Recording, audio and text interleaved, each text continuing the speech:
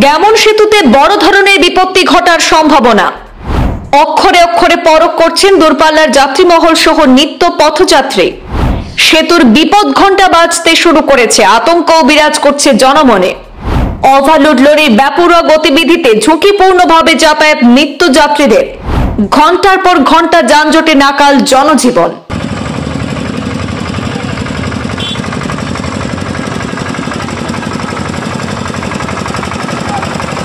সত্তর দশকের গোড়ার দিকে বরাক নদীর উপরে নির্মিত গ্যামন সেতুর বর্তমান নড়বড়ে অবস্থার জন্য উদ্বিগ্ন বৃহত্তর এলাকার জনগণ।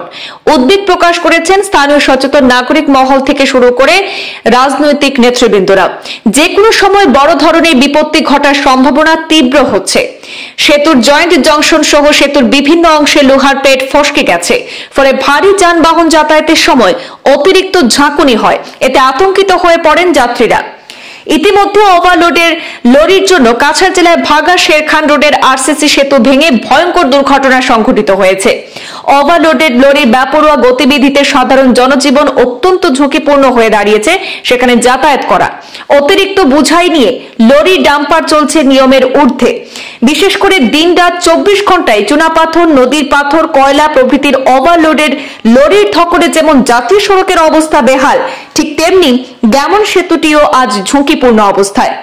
বরাক উপত্যকা সহ উত্তর পূর্বের 3টি রাজ্যের সংযোগ স্থাপনের ক্ষেত্রে বরাক নদীর উপর এই গ্যামন সেতুর গুরুত্ব অত্যন্ত অপরিসীম।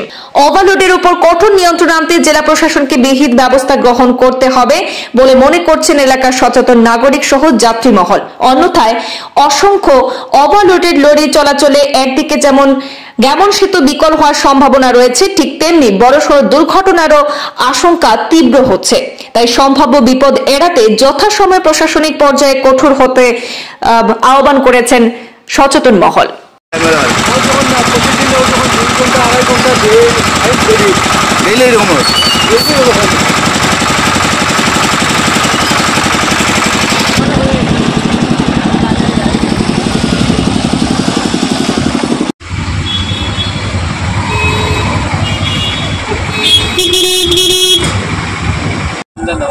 Nawala.